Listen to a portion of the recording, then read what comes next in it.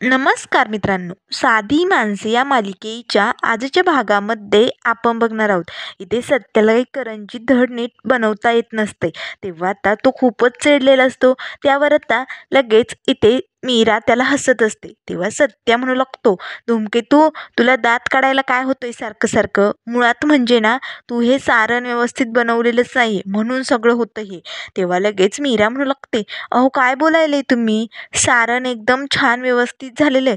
तुम्ही ना असं राक्षसासारखं धडाधड त्याच्यावरती दाबतायत, मग करंजी फुटणार नाही तर काय होणार? अहो, करंजी बनवणं हे हलक्या हाताने मऊ हाताचं काम असतंय आणि असं पैलवानासारखं त्याच्यावरती जोर दिल्यानंतर कशी काय करंजी राहील? तेव्हा सत्या म्हणू लागतो, धूमकेतू, तू बाजूला हो बरं, मध्ये मध्ये डिस्टर्ब करते. मुळात म्हणजे ना तूच काहीतरी बिघडवलंय. तेव्हा लगेच आता मीरा आजीला म्हणू लागते, आजी, आता तुम्हीच समोर या आणि बघा बरं, यात काही बिघाड झालेला आहे का? तेव्हा आजी समोर येते. आता सारणचा एक घास खाऊन बघताच आजी म्हणू लागते, नाही रे सत्या, सारण एकदम छान असं झालेलं आहे. तुझंच काहीतरी चुकतंय. पण आता हार मानायची नाही हा. तू म्हणाला होता की नाही, करंजी बनवणं खूप सोपं आहे, त्यामुळे तुला बनवावीच लागेल. तेव्हा लगेच मीरा म्हणू लागते, अहो थांबा, मी शिकवते त्या पद्धतीने बनवूया आपण. तेव्हा सत्य म्हणू लागतो, धूमकेतू, मुद्दाम करायली ने तू. पण एक गोष्ट लक्षात ठेव, मला समजा काही येता, तू मध्ये मध्ये डिस्टर्ब करू नको, चल हो बाजूला. असे म्हणताच आता लगेच इकडे निरूपा मनाशीच म्हणू लागते, या पनोतीची ना अशीच जिरायला हवी. दिसभर बस करंजा करत, एक बी धड यायला नको. खूप मज्जा येईल. त्याच वेळेस आता इथे सत्या पुन्हा करंजी भरू लागतो. पण मात्र करंजी काही नीट व्यवस्थित होतच नाही, ती सारखी तुटत असते. आता मात्र सत्याला खूपच राग येतो. त्याला मीरा म्हणत असते, मी बनवून दाखवू का, मी शिकवू का? पण तो काही ऐकायला तयार नसतो. तेव्हा सत्या म्हणू लागतो, धूमकेतू, तुला सांगितलेलं समजत नाही का? तू एकेकडाला हो ना उभी, सगळं तुझ्यामुळे होतंय.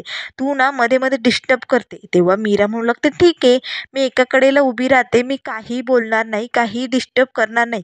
आता मीरा लगेच आपल्या तोंडावरती बोट ठेवते आणि एका कडेला उभी असते.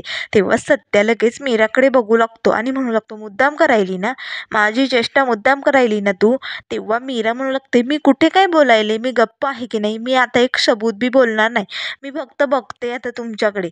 आता मात्र इकडे पंकज, देविका, सुधाकर भाऊ सर्वजण खिडकीतनं सत्याकडे एकटक बघत असतात. तेव्हा आजी म्हणू लागते, सत्या आवर पटपट.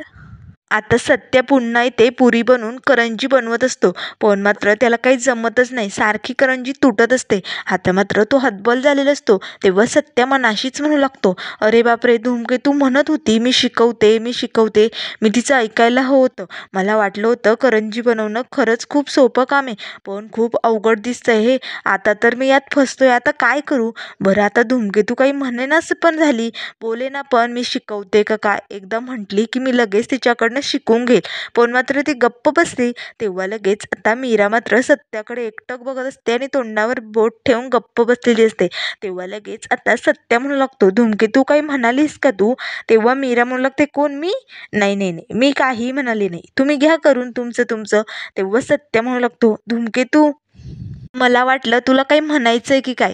तेव्हा लगेच आता मीरा म्हणू लागते, नाही नाही नाही, मला काहीही म्हणायचं नाहीये. तेव्हा आजी म्हणू लागते, अरे सत्या, काय चालू आहे तुझं? किती वेळचं बघतोय आम्ही, एक करंजी धड जमेन अशी झाली. अरे, मीराकडनं शिकून घे, मीरा, शिकव बरं तू. आता लगेच मीरा म्हणू लागते, पण आजी, त्यांना शिकायचं नाहीये. तेव्हा सत्य म्हणू लागतो, चालेल चालेल, मी शिकतो ना. आता मात्र लगेच धूमकेतू त्याच्याकडे बघून हसू लागते. तेव्हा सत्य म्हणू लागतो, ठीक आहे धूमकेतू, तू सांगितल्याप्रमाणे मी सगळं काही करेल. आता लगेच मीरा स्वतः सत्याचा हात हातात घेते. आता सत्याला पुरी कशी लाटायची, त्यात सारण कसं भरायचं आणि नंतर त्याला दूध लावून ते कसं कट करायचं, हे सगळं काही स्वतः हातात हात घेऊन शिकवत असते. आता मात्र सत्या ही एकटक मीराकडे बघत सगळं काही शिकत असतो. आता मात्र लगेच आजी म्हणू लागते, बघ बघ सत्या, बायकोकडून शिकण्यात काही कमीपणा नसतो. बघ मीरा, किती छान अशा पद्धतीने शिकवते तुला, शिकून घे. तेव्हा आता इथे मीराने आणि सत्याने एक करंजी बनवलेली असते आता मात्र सत्य ती करंजी हातात घेतो आणि म्हणू लागतो, धूमकेतू बघ बनली करंजी.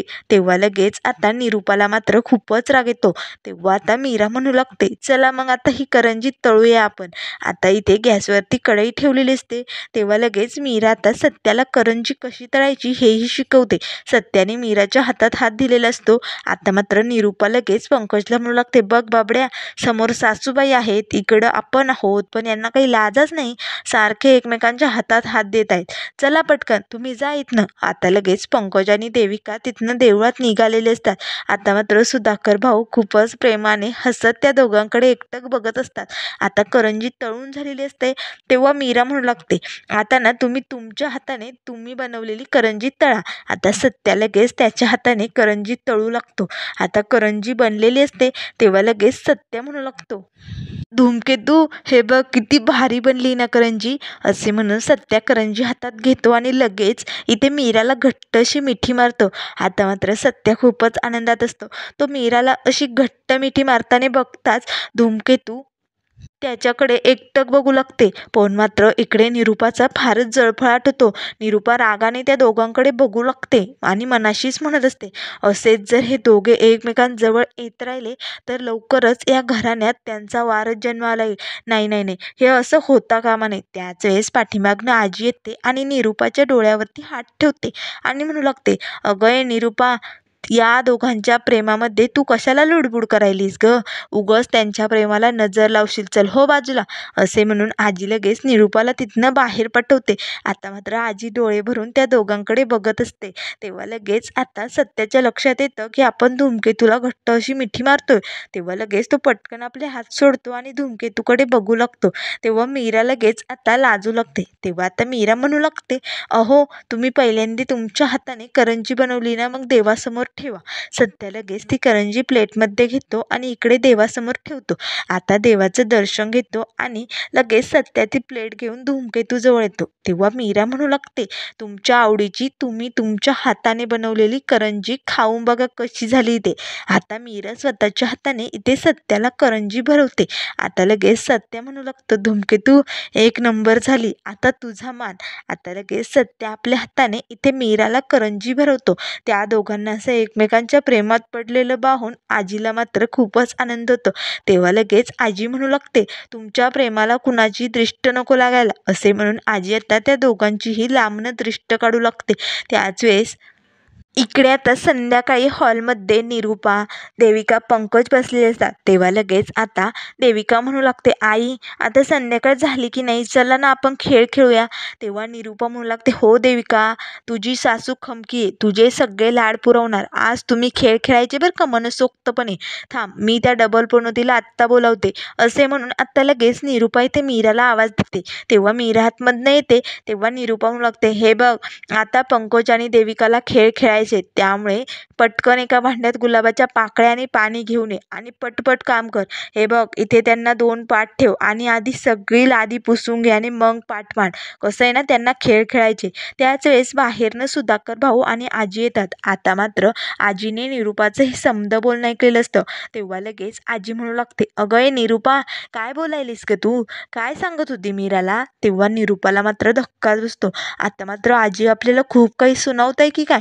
तेव्हा लगेच निरूपा म्हणू लागते, कुठे काय सासूबाई, हे पंकज आणि देविकाला खेळ खेळायचे होते ना, म्हणून म्हटलं मीराला पाठ आणि सांगत होते मी, मग खेळ खेळायला हवे की नाही. तेव्हा सुधाकर भाऊ म्हणू लागतात, हो हो हो, सत्या आणि मीराच्या खेळाच्या वेळेस खूप मजा आली होती ना, खूप धमाल केली होती आपण.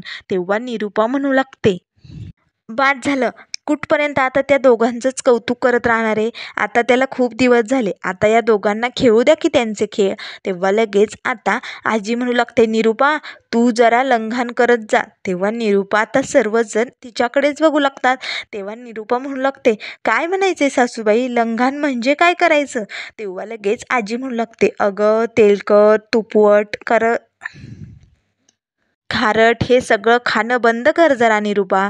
तेव्हा निरूपा म्हणू लागते, काय बोलताय सासूबाई, आज तर मी तेलकट तुपाचं काहीच खाल्लं नाही, एकदम साधं जेवण होतं.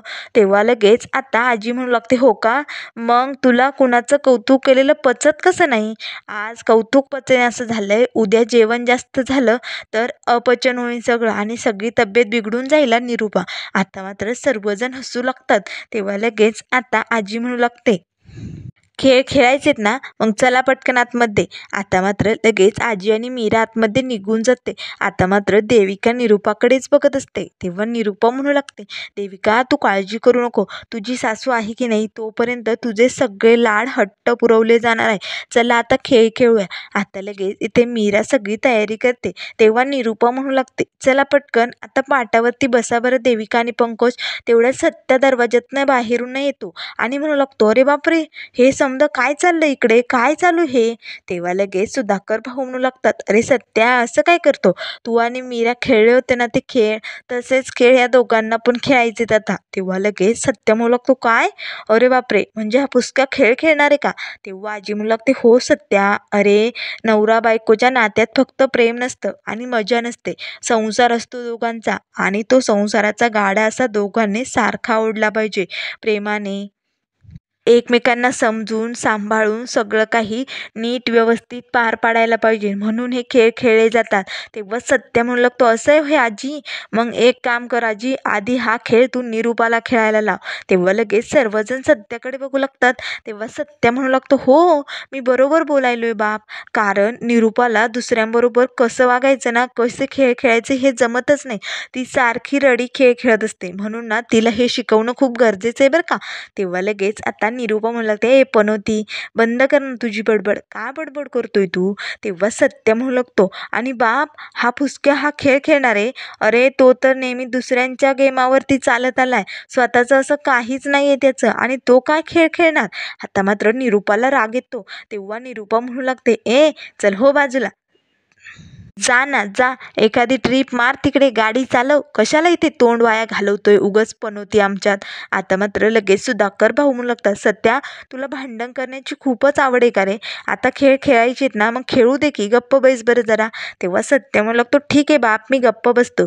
आता लगेच निरूपा सत्या कडे रागाने बघतच देविका आणि पंकजला पाटावरती बसवते आणि आता त्यांना खेळ कसा खेळायचा हे सांगू लागते. आता पंकजच्या हातात ती अंगठी देते आणि देविकाला म्हणू लागते, जो कोणी ही अंगठी आपल्या ताब्यात घेईल ना, तो विनर होईल आणि त्याच्याच हातात सगळा काही कारभार असेल बरं का, म्हणजे संसाराचा गाडा तोच चालवेल. तेव्हा लगेच आता देविका पंकजच्या हातातील अंगठी काढू लागते. आता मात्र पंकजने घट्ट हात पकडून ठेवलेला असतो.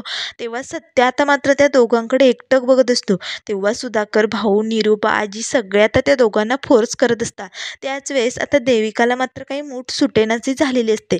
तेव्हा सत्य म्हणू लागतो, अरे हट, या खेळात कुठे मजा असते का, ही अंगठी मी काढून दाखवू का. आता मात्र सगळेजण सत्याकडे बघू लागतात. तेव्हा निरूपा म्हणू लागते, ए पण होती, तू खेळलाय ना खेळ या धूमकेतू बरोबर, मग कशाला लुडबुड करतोय मध्ये. तेव्हा सत्या म्हणू लागतो, धूमकेतू, अगं ही मला लुडबुड करतय असं म्हणते. निरूपा मी लिडबुड करतोय का, तुला नेमकं म्हणायचंय काय. तेव्हा सुधाकर भाऊ म्हणू लागतात, सत्यजित शांत बैस बरं, खेळ चालू आहे की नाही. तेव्हा निरूपा म्हणू लागते, चला करा सुरू पटकन. आता इथे देविकाला काही ती मूठ सुटेनाशी झालेली असते. तेव्हा देविका लगेच आता पंकजचं लक्ष वेधून घेण्यासाठी पंकजला डोळा मारते. पंकज मात्र भुलला जातो आणि देविकाकडे एकटक बघतो आणि मूठ सोडून देतो. त्याच वेळेस आता देविका पटकन पंकजच्या हातातील अंगठी उचलून आपल्या हातात घेते. आता सर्वजण टाळ्या वाजवतात. तेव्हा निरूपा म्हणू लागते, बघितलं, माझी सून आहेच एक नंबर, सगळे खेळ माझी सूनच जिंकणार आहे, अशी साधीसुधी सून नाही आहे, एकदम भारी सून आहे माझी. आता मात्र लगेच सत्य म्हणू लागते, निरूपा अशी चिटिंग करून कोणीही अंगठी हातातनं काढू शकतो, माझ्या धूमकेतूबरोबर या देविकाची बरोबरी होऊच शकत नाही. आता मात्र लगेच निरूपा म्हणू लागते, माझी देविका शिकलेली हुशार आहे आणि तुझी ही अडाणी बायको, ती काय तिच्याबरोबर बरोबरी करणार आहे. तेव्हा सत्य म्हणू लागतो, रे बापरे, म्हणजे तुझ्या पुसक्यासारखं 4 बुकं शिकलं आणि एखाद्याला धोका दिला म्हणजे हुशार म्हणतात का त्याला, आणि एखादं शिकलेलं नसलं तरीही ते सगळे कामं करतं, ते सगळ्या कामात हुशार असतं, त्याला अडाणी म्हणतात का निरूपा. तेव्हा निरूपा म्हणू लागते, पण होती, चल हो बाजूला, माझी सून आहे लक्षात ठेवा. तेव्हा लगेच पंकज म्हणू लागतो, ए सत्या, तुला ना सांगून ठेवतो, माझ्या देविकाच्या बाबतीत एकही शब्द बोलायचा नाही आणि माझ्या देविकासमोर तू आता मला एकही अपमान होईल असा शब्द बोलायचा नाही, सांगून ठेवतो. उगाच मला टॉयलेट करू नको. तेव्हा सत्य हसू लागतो आणि म्हणू लागतो, काय टॉयलेट करू नको म्हणजे तू रोज जे करतो ते. आता मात्र सगळ्यांना सत्याचा राग येतो, निरूपा, पंकज आणि देविकाला. तेव्हा पंकज म्हणू लागतो, ए पनोती, काय बोलतोयस तू, नीट बोला, तुला सांगून ठेवतो, नीट बोल. तेव्हा सत्य म्हणू लागतो, ए निरूपा, मग तुझ्या फुसक्यालाही सांगून ठेव, तुझ्या बायकोची बरोबरी लावायची ना तर माझ्या धूमकेतू बरोबर लाव. माझ्या धूमकेतूच्या नखाची सर बी कोणाला येणार नाही, सांगून ठेवतो. तेव्हा लगेच निरूपा म्हणू लागते, चल हो बाजूला, माझ्या देविकाशी बरोबरी करायला चाललाय. ही तुझी बायको फाटकी आहे, फाटकी, तिच्यासारखी माझी सून फाटकी नाही आहे. आता मात्र लगेच देविका पंकजकडे बघून हसत असते. तेव्हा आजी म्हणू लागते, शांत व्हा. एवढंच जर तुम्हाला वाटत असेल की धूमकेतू आणि देविकामध्ये बरोबरी होऊ शकत नाही, देविका जास्त महान आहे, तर लावा ना मग, लावा चॅलेंज आणि होऊन जाऊ द्या. तेव्हा लगेच आता देविका मात्र घाबरते. तेव्हा सत्य म्हणू लागतो, हो बघायचंय ना कोण हुशार आहे आणि कोण अडाणी आहे, मग चला होऊन जाऊ द्या आता स्पर्धा. तर मित्रांनो, पुढील भागामध्ये आपल्याला बघायला मिळेल, इथे आजी आता देविका आणि मीराला समोरासमोर उभी करते आणि सांगू लागते, या पाटावरती एक जणीने उभी राहायचं आणि दुसरीने हा पाट ओढायचा आणि तिला पाटावरनं खाली उतरवायचं. जी हे करेल आणि जी पाटावरती घट्ट उभी राहील तीच विनर असेल आणि जी खाली पडेल ती हरली जाईल. आता मात्र देविका पाटावरती उभी असते. तेव्हा धूमकेतू तो पाट ओढू लागते. तेव्हा सत्या म्हणू लागतो, धूमकेतू, तू हार मानायचीच नाही, डगमगायचं नाही, मी तुझ्या सोबतीला आहे बरं का. आता मात्र लगेच देविका त्या पाटावरून पडणार, ती खूप घाबरते. तर मित्रांनो, अशाच मालिकेंच्या अपडेट पाहण्यासाठी चॅनलला लाईक करा, सबस्क्राईब करा. व्हिडिओ पाहिल्याबद्दल धन्यवाद.